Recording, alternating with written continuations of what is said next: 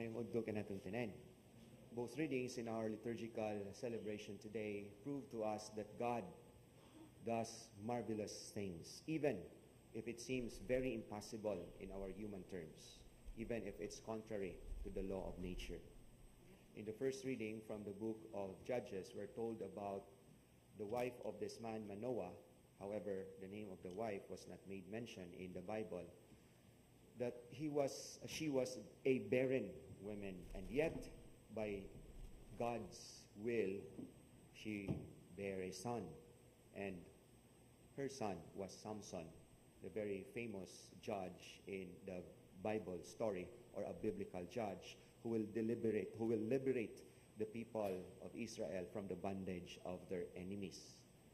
Hinumdum siguro ta, bata pa ta, ang sugilano ni Samson o ni Delilah, no? O ang buhok ni Samson nga tuwa didto ang sikrito sa iyang iyang kusog. Mo nang wa na gigoy kusog, wa na sa buhok. And this gospel story tells us the same thing, that God does marvelous things. Not only a barren woman, but a woman advanced in age nga nagmabdo susab ug mao ni ang iyang anak nga si Juan, the precursor, the one who prepares the way of the Messiah. And yet lisod kayo tug karon kay dili lang landay kundi gore pagyod, no? Tiguang, no?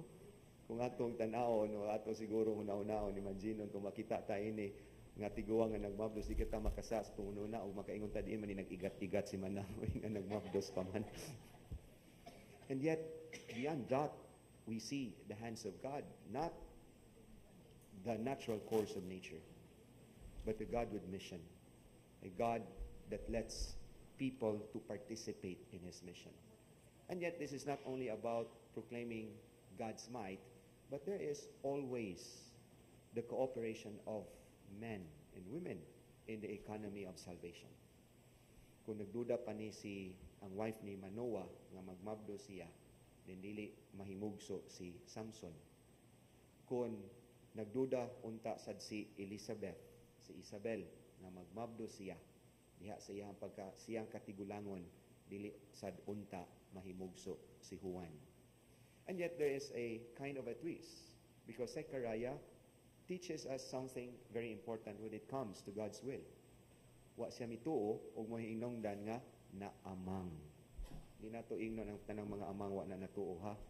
O siguro kung naatay sitwasyon sa kinabuhi niya, di na ta makasulti ugma kana kibawtag unsay nahitabo nimo. Wa ka nituo. Then therefore the faith of Zechariah proves to us that one day in our life there might be occasions that we doubt, but somehow we let our faith to grow and to mature. The 9 months of silence of Zechariah is his way to come to maturity of his faith. Kung diin sa siyang usab kabulan nga nagsabak si Elizabeth, nagdaig siya sa Ginoo because of that singular grace that ended up the sight of being disgraced according to her neighbors, nga kun ang babae sa una panahon niining sitwasyon na karon ang katungway anak mao toy mga couple nga gipanggabaan, and therefore that disgrace was taken away before others, and the favor of God was so evident and clear upon Elizabeth and Zechariah. And therefore it is always a matter of faith. And if we disbelieve and if we doubt on it, let our faith to grow. Let our faith to mature. The silence of Zechariah, his being speechless and his being mute, is his way to come his faith into maturity. O bisan o natay pagduda, wa ni nagpasabot nga magpabilin ta diha. Nagi kay gayunan nga atong patubuon pagbalik ang atong liso sa pagtuo. The seclusion is a way of Zechariah's retreat so that he can let his faith to grow. Amen.